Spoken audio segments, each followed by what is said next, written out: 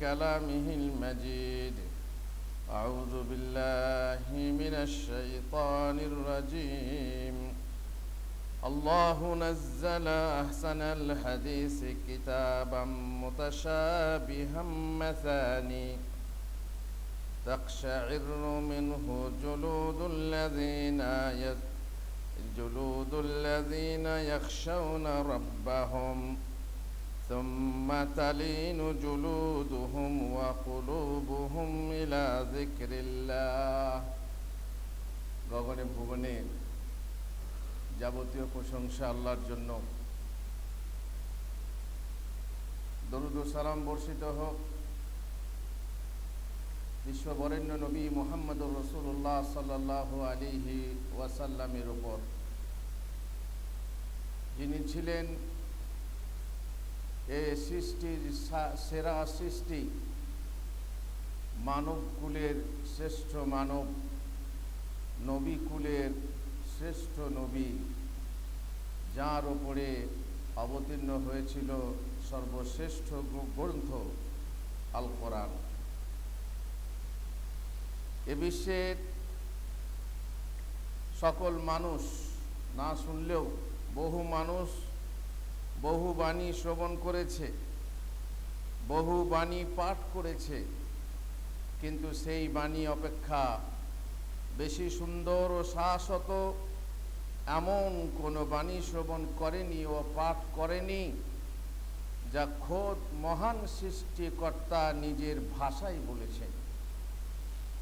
মহান সৃষ্টিকর্তা রব্বুল আলামিন নিজের ভাষায় বলেছেন। এবং সর্বশ্রেষ্ঠ মাস রমজান, সর্বশ্রেষ্ঠ রাত শবে কদর, সর্বশ্রেষ্ঠ স্থান মক্কা নগরী, সর্বশ্রেষ্ঠ ফেরেশতা জিবরিল মারফত, সর্বশ্রেষ্ঠ মহাপুরুষ মুহাম্মদুর রাসূলুল্লাহ সাল্লাল্লাহু আলাইহি সাল্লামের উপর অবতীর্ণ হয়েছে। যে বাণী এ সর্বশ্রেষ্ঠ সে বাণী, যে অমীয় বাণী জিনদের একটি দল মনোযোগ সহকারে শ্রবণ করে বলেছিল, জিন, আমরা জানি, আমরা বিশ্বাস করি, আমাদেরই মতো একটা জাতি, জিন জাতি, যে জাতি আমাদের পূর্বে এসেছিল, আর তাদের আদি পিতার নাম ছিল ইবলিস, আর আমাদের মানুষের আদি পিতার নাম হচ্ছে আদম। আদমের পূর্বে জিন ছিল। যখন আমাদের নবী মুহাম্মদুর রাসূলুল্লাহ সাল্লাল্লাহু আলাইহি ওয়াসাল্লাম পৃথিবীর বুকে এলেন, তখন সারা বিশ্বের মানুষের জন্য নবী হয়ে এলেন, এবং জিন ইনসান উভয়ের জন্য, উভয় জাতির জন্য তিনি নবী হয়ে এলেন। সেই জিন এদের কিছু দল, কিছু লোক মুসলমান হয়ে গেল, আর সেই অমীয় বাণী একটি দল মনোযোগ সহকারে শ্রবণ করে বলেছিল, ইন্না সামি'না কুরআনান আজাবা, আমরা এক বিস্ময়কর কোরআন শ্রবণ করেছি, যে কোরআন সঠিক পথ নির্দেশ করে, ফলে আমরা তাতে বিশ্বাস স্থাপন করেছি। সূরা জিন 1-2 নম্বর আয়াতে আল্লাহ তাআলা সূরা জিনের শুরুতে এই কথা বলেছেন। অর্থাৎ আমরা এমন কোরআন শুনেছি যা ভাষার চমৎকারিত্ব ও সাহিত্য শৈলীর দিক থেকে বড়ই বিস্ময়কর, এবং আদেশ অনুদেশ উপদেশের ক্ষেত্রে বিস্ময়কর কিংবা বরকতের দিক দিয়ে অতি আশ্চর্যজনক কোরআন। এই সেই অমীয় বাণী যা শ্রবণ করে উদার ও মুক্ত মনের কাফেররাও ইসলাম গ্রহণ করেছে। ওলীদ বিন মুগীরা, সে একজন কুরাইশের নেতা ছিল, প্রভাব প্রতিপত্তি বিষয় বিভবের অধিপতি ছিল, কিন্তু কাফের ছিল। 10 বা তারও অধিক পুত্রের পিতা ছিল, কিন্তু সে ছিল সংকীর্ণ ও অনুদার চিত্তের। মুহাম্মদ সাল্লাল্লাহু আলাইহি সাল্লাম ও তার সংস্কারের কথা সে মোটেই সহ্য করতে পারত না। একবার মহানবী সাল্লাল্লাহু আলাইহি সাল্লাম কোরআন পাঠ করছিলেন, অনিচ্ছা সত্ত্বেও ওলিদের কর্ণকুহরে সেই মহান আল্লাহর অমীয় বাণী প্রবেশ করলো। শুনে ভারী অবাক হলো সে, ওলিদ অবাক হলো, তার মনে সুন্দরের পরশ লাগলো। সুন্দরের একটা আলো আছে, সেই আলো উদার মনে আলোকময় হয়, বিকীর্ণ হয়। সে তার সম্প্রদায়ের কাছে গিয়ে বলল কোরআন শুনে, ওয়াল্লাহি লাকাদ সামি'তু মুহাম্মাদান আনিফান ইয়াকুলু কালামান মা হুয়া মিন কালামিল ইনস ওয়ালা মিন কালামিল জিন ইন্না লাহু লাহালাওয়া ওয়া ইন্না আলাইহি লাতালাওয়া ওয়া ইন্না আলাহু লা মুসমির ওয়া ইন্না আসফালাহু লা মুগদিক ওয়া ইন্নাহু ইয়া'লু ওয়া লা ইউ'লা আলাইহি। অর্থাৎ আল্লাহর কসম, একটু আগে মুহাম্মদের কাছে কিছু বাক্য শুনে এলাম, তা মানবের বাণী নয়, মানুষের কথা নয়, দানবেরও বাণী নয়, কোনো জিন শয়তানেরও কথা নয়। সত্যিই সে বাণীতে রয়েছে মধুরতা, তাতে রয়েছে মনোহারিত্য, তার ঊর্ধ্বাংশ ফলদার বৃক্ষের মতো এবং নিম্নাংশ মুষলধার বৃষ্টির মতো। সে বাণী হলো প্রবল, তা পরাজেয় নয়। এমন শংসাবাক্য শুনে আবু জেহেলের আশঙ্কা হলো, এই তো আবু জেহেল, যে তো মুসলমান হওয়ার কথাই ছিল না, যার কাছে যখন খবর গেল এই ওলিদের মুখে এই কথা বেরোচ্ছে কোরআনের ব্যাপারে, সে এই কথা বলছে, ওলিদ হয়তো মুসলমান হয়ে যাবে। সুতরাং সে তাকে ক্ষান্ত নিবৃত্ত করার চেষ্টা করলো। অবশেষে ওলিদ কুরাইশের মিলনায়তনে এসে বলল, মুহাম্মদ পাগল নয়, মুহাম্মদ গণক নয়, মুহাম্মদ জাদুকর নয়, মুহাম্মদ কবি নয়, আর মুহাম্মদ মিথ্যুক নয়। সকলে যেন এক বাক্যে বলল, তাহলে সে কি? হঠকারী ওলিদ বলল, সে একজন জাদুকর, সে একজন জাদুকর। এত ভালো কথা বলতে পারে, জাদুকর ছাড়া আর কেউ নয়। অর্থাৎ কোরআন তার নিজস্ব রচনা এবং তারই মাধ্যমে সে মানুষকে জাদু করে নিজের দলে আকর্ষণ করছে। জাদুর মাধ্যমে, বশীকরণের মাধ্যমে সে মানুষকে নিজের দলে ভরছে আর মুসলমান বানাচ্ছে। মানুষ সেই জাদুতে মোহগ্রস্ত হয়ে নিজ আপনজন ছেড়ে তার দলে শামিল হচ্ছে। আর মহান আল্লাহ তার ব্যাপারেই বলেন, ওলীদ ইবনুল মুগীরার ব্যাপারেই বলেছেন সূরা মুদ্দাসসিরে, ইন্নাহু ফাক্কারা ওয়া কাদ্দার ফাকুতিলা কাইফা কাদ্দার সুম্মা কুতিলা কাইফা কাদ্দার সুম্মা নাযার সুম্মা আবাসা ওয়া বাসার সুম্মা আদবারা ওয়াস্তাকবার ফাকালা ইন হাযা ইল্লা সিহরুন ইউসার। অর্থাৎ সে চিন্তা করলো এবং সিদ্ধান্ত করলো ধ্বংস হোক সে। কেমন করে সেই সিদ্ধান্ত করলো, আবার ধ্বংস হোক সে ওলীদ। কেমন করে সে এই সিদ্ধান্তে উপনীত হলো, সে আবার চেয়ে দেখলো, অতঃপর সে ভ্রু কুঞ্চিত, মুখ বিকৃত করে পড়ল, অতঃপর সে পিছনে ফিরল এবং দম্ভ প্রকাশ করলো এবং বলল, এটা তো লোক পরম্পরায় প্রাপ্ত জাদু ছাড়া আর কিছু নয়। ইন হাযা ইল্লা কাউলুল বাশার, এটা তো মানুষেরই কথা। আল্লাহ বলছেন, সাউসলিহি সাকার ওয়া মা আদরাকা মা সাকার লা তুবকি ওয়া লা তাযার লাওয়াহাতুল লিল বাশার আলাইহা 19। আমি তাকে নিক্ষেপ করব সাকার জাহান্নামে। জানো সাকার জাহান্নাম কি? কিসে তোমাকে জানালো সাকার কি? ওটা তোমাদের জীবিত অবস্থায় রাখবে না আর মৃত অবস্থায় ছেড়ে দেবে না, ওটা দেহের চামড়া দগ্ধ করে দেবে।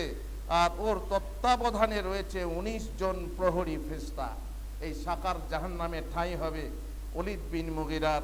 এই শ্রেণীর কথা হক শুনেও যারা হক প্রত্যাখ্যান করে, নিশ্চয়ই এর মানে জানেন, এ হচ্ছে অহংকারী, এ হচ্ছে অবিমিশ্বকারী, এ হচ্ছে হটকারী। হটকারিতা আছে তার মধ্যে, হক শুনেও, হক জেনেও হক মানতে পারে না, সে হচ্ছে অহংকারী, দাম্ভিক। মানুষের মন সুন্দরের আকর্ষণে আকৃষ্ট হয়, সেটা আমরা জানি।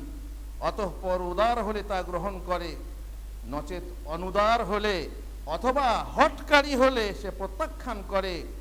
মুক্ত মনের হলে বিশ্বাসী হয়, আল্লাহর হিদায়েত পায়, সুন্দরতম বাণীর চিত্তাকর্ষী মনোহর বর্ণনে মুগ্ধ হয়। সে বাণী শ্রবণ করে হৃদয়ে কম্পন হয়, হৃদয় পুলকিত হয়। সুন্দরের আলোয় মন আলোকদীপ্ত হয়, আলোকিত হয়। সুন্দর লাভের আনন্দে চিত্ত পুলকিত হয়। সুন্দরের বরিশনে দেহ প্রাণ পরিপ্লুত হয়। সুন্দরতম বাণী, সুন্দর সে কালাম, আমার রবের কালাম, আল কোরআন। আল কোরআন, মহান আল্লাহ বলেছেন, আল্লাহু নাজ্জালা আহসানাল হাদিস, আল্লাহ অবতীর্ণ করেছেন উত্তম বাণী, সর্বোত্তম বাণী। বাণী সম্বলিত এমন এক গ্রন্থ যাতে পারস্পরিক সাদৃশ্যপূর্ণ একই কথা নানাভাবে বারবার বলা হয়েছে। এক কথা বারবার বলা হয়েছে। কেন বলা হয়েছে? একই ওষুধ বারবার প্রয়োগ করার মতো। ভালো হয় না, ভালো হয় না, রোগ ছাড়ে না, রোগ সারে না, বারবার ওষুধ প্রয়োগ করা হয়েছে। একাধিক জায়গাতে একাধিকবার বলা হয়েছে।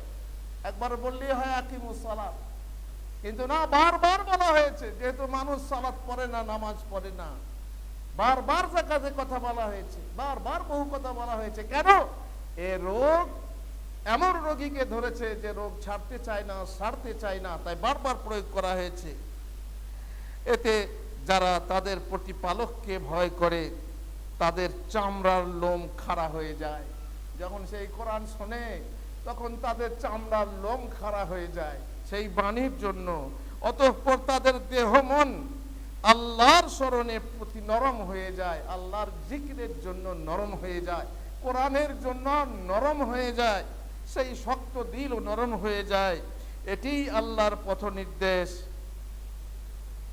আর আল্লাহ তাআলা বলছেন, যালিকা হুদাল্লাহ ইয়াহদি বিহি মান ইয়াশা ওয়া মান ইউদ্লিলিল্লাহু ফামা লাহু মিন হাদ। তবে দুঃখের কথা, এই বাণী শুনে সবাই হেদায়েত পায় না। সূর্যের আলোতে সবাই উপকৃত হয় না। সকাল হয় তাদের জন্য যারা ঘুম ছেড়ে ওঠে, আর যারা ঘুমিয়ে থাকে কানার রাতই কি আর দিনই কি। সকাল হলো তো তার বয়ে গেল, আর সূর্য উঠলো তো তার বয়ে গেল, উপকৃত হতে পারে না। এই জন্যে হুদাল্লিল মুত্তাকিন বলা হয়েছে। মুত্তাকিনদের জন্য হেদায়েত। যে চোখ মেলে তাকাবে সে পথের দিশা পাবে। তিনি যাকে ইচ্ছা তা দিয়ে পথ প্রদর্শন করেন, আর আল্লাহ যাকে বিভ্রান্ত করেন তার কোনো পথ প্রদর্শক নেই। আল্লাহ তাআলা আমাদেরকে পথ নির্দেশ করুন। এই কোরআনের প্রতি যেন আমাদের হৃদয় নরম হয়, এই কোরআন পড়ে যেন আমাদের হৃদয় নরম হয়, এই কোরআন পড়ে যেন আমরা হিদায়েত পাই, এই কোরআন পড়ে যেন আমরা উপদেশ পাই, এই কোরআনকে পড়ি, তেলাওয়াত করি, এই মধুর বাণী যেন পড়ি এবং শুনি, আর এই মধুর বাণীতে কি বলা হয়েছে তা যেন জানি এবং মানি। আল্লাহ তুমি তৌফিক দাও। আল্লাহুম্মা আমিন। ওয়া সাল্লাল্লাহু আলা নবিয়িনা মুহাম্মদ ওয়া আলা আলিহি ওয়া সাহবিহি আজমাইন।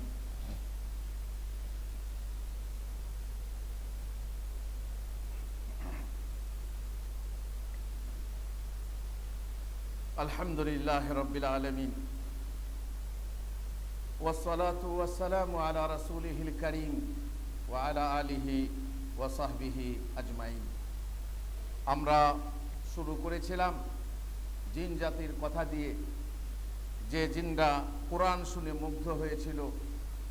একটা হাদিসে বর্ণিত হয়েছে যে একদল জিন রাসূলুল্লাহ সাল্লাল্লাহু আলাইহি সাল্লামের কাছে এলে রাসূলুল্লাহ সাল্লাল্লাহু আলাইহি সাল্লামের কাছ থেকে তারা সূরা রহমান শুনছিল। যখনই ফাবিআইয়ি আলাই রাব্বিকুমা তুকাজ্জিবান, হে জিন এবং ইনস, হে মানব, হে দানব, তোমরা আল্লাহর কোন নিয়ামতকে অস্বীকার করো? তোমার মাথার চুল থেকে নিয়ে পায়ের নখ পর্যন্ত এক একটা নিয়ামত আর আশ্চর্যজনক নিয়ামত যা তোমার ভিতরে আছে। তোমার ভিতরের কলকাবজা যদি একটা চলে যায়, জানো কত লাখ টাকা দিয়ে কিনতে হয়? যাদের চলে যায় তারা জানে। যারা ব্যাঙ্গালোর, যারা ভেলোর, যারা বোম্বাই, যারা দিল্লি গিয়ে চিকিৎসা করিয়ে আসছে, তারা জানে এক একটা অঙ্গের দাম কত। সূক্ষ্ম সূক্ষ্ম সেরা উপসেরা আল্লাহ তাআলার সৃষ্টি, এক একটা নিয়ামত। তারপরে বাইরের নিয়ামত, তোমার সন্তান সন্ততি, পিতা মাতা, আত্মীয় স্বজন নিয়ামত।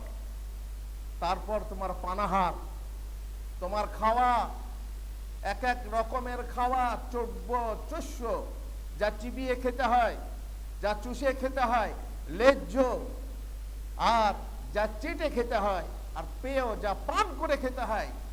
এই কত 5-4 রকমের নিয়ামত আল্লাহ তাআলা তোমাকে দান করেছেন। গুণে শেষ করতে পারবে?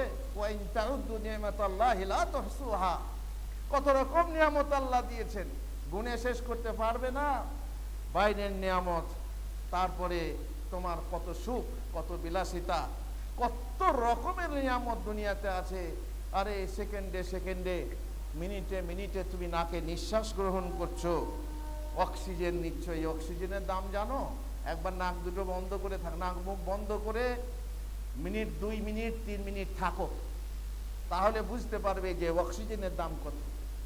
অক্সিজেনের দাম কত? যারা আইসিইউতে আছে, তাদের নাকের ভিতরে নল ভরা আছে, তাদেরকে দেখে দেখো যে অক্সিজেনের মূল্য কত। আর মিনিটে মিনিটে, সেকেন্ডে সেকেন্ডে বিনা পয়সায় পানি, পানি কত বড় নিয়ামত। এই জন্য ঠান্ডা পানির ব্যাপারে আল্লাহ তাআলা কাল প্রথমে কিয়ামতে জিজ্ঞাসা করবেন নিয়ামতের ব্যাপারে, বান্দা তোকে ঠান্ডা পানি দিয়েছিলাম, বল কি শুকরিয়া আদায় করেছিলি? নিয়ামত, বড় নিয়ামত। যখনই ভাবে আইয়া আলাই রব্বিকুমা তুকাজ্জিবান, জিনরা শুনতে লাগলো। আর আল্লাহ সেখানে প্রশ্ন করছেন, হে জিন ও ইনসান, তোমরা আল্লাহর কোন কোন নিয়ামতকে অস্বীকার করো?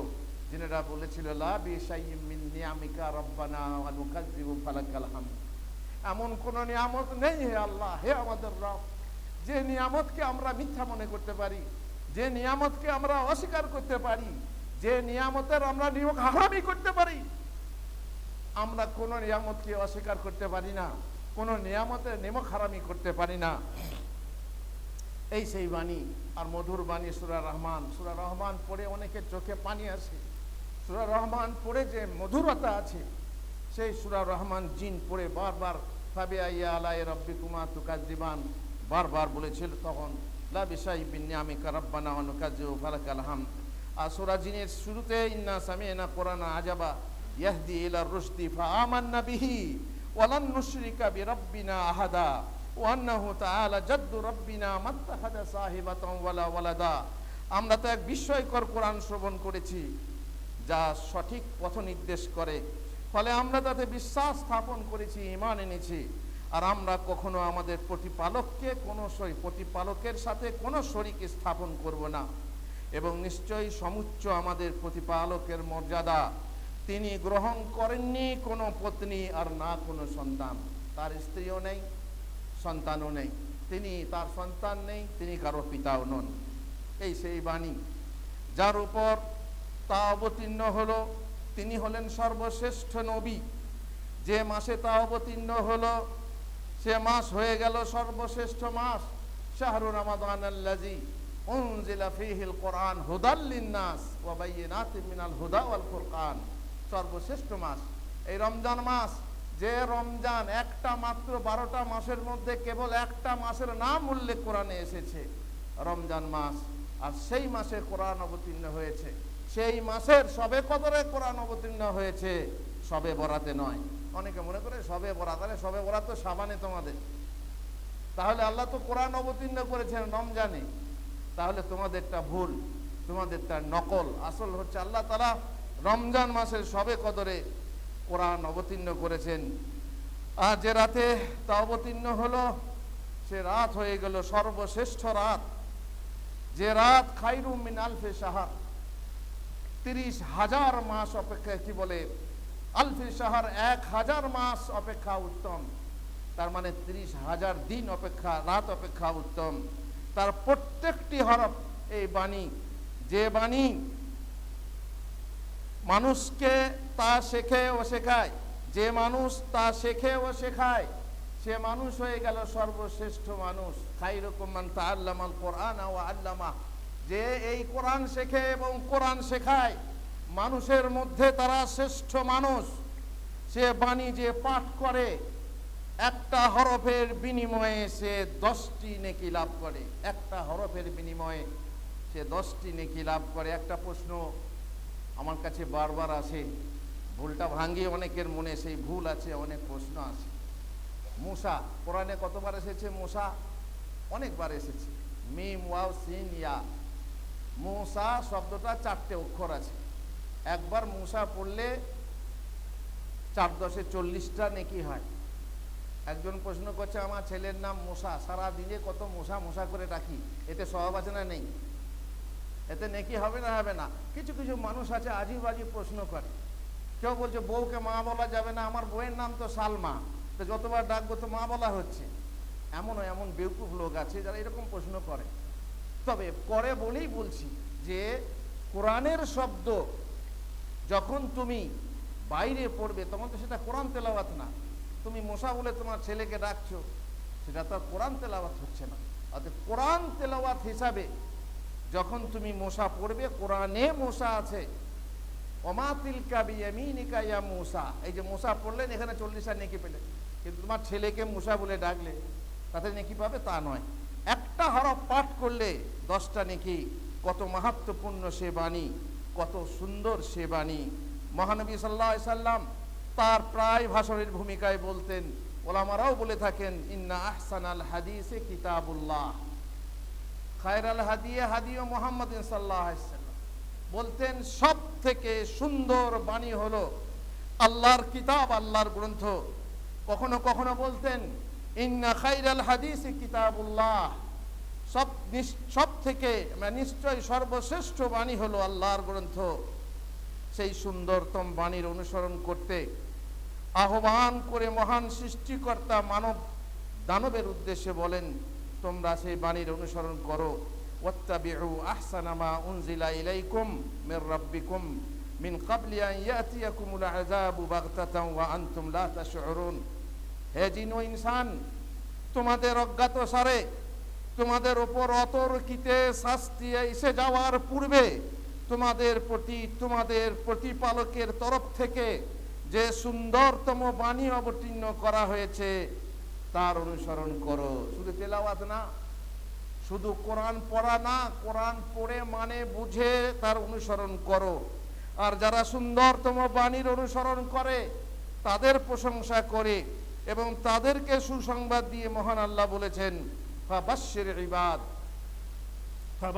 ইবাদ আল্লাযীনা ইসতামিউনাল কাওলা ফায়াত্তাবিউনা আহসানা উলাইকা আল্লাযীনা হাদাহুমুল্লাহ ওয়া উলাইকা হুম উলুল আলবাব। সারা বিশ্বে কত মানুষ কত মাবুদের পূজা করে, আর এই মাবুদদের